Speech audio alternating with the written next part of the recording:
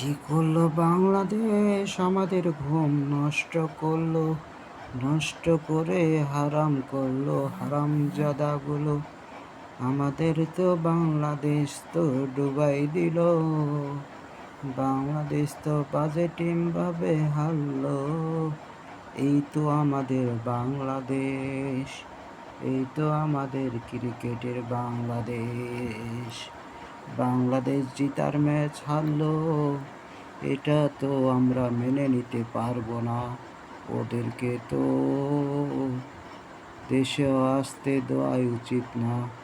135 রানে সে করতে পারলো না। এটা একটা ফালতু টিম, বাংলাদেশের বাজে টিম। খালি মনে হয় উঠবে আর যাবে, একটা ম্যাচ খেললে 8 লাখ টাকা পাবে। এই জন্য বলি বুলবুল স্যারকে বোর্ড থেকে সরে যেতে হবে। তার জন্য নতুনদেরকে সুযোগ করে দিতে হবে।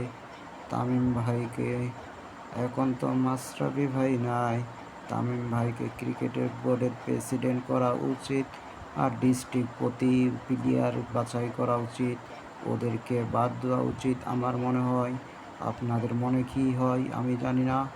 বাংলাদেশে একটা আমি রাত জেগে খেলা দেখেছি, আমার পকেটে কোনো টাকা ছিল না, তাও আমি কষ্ট করে ম্যানেজ করে এমবি কিনে আবার খেলা দেখেছি। আমার এমবিটা কে দিবে? বাংলাদেশ টিম দিবে না ক্রিকেট বোর্ড দিবে? আমি কিছুই জানি না। আমার টাকা লাগবে না, ওদের ম্যাচ জিততে আমরাও জিততাম। একটা ফালতু টিম, ওদেরকে জুতা পিটা উচিত ছিল বাংলাদেশকে।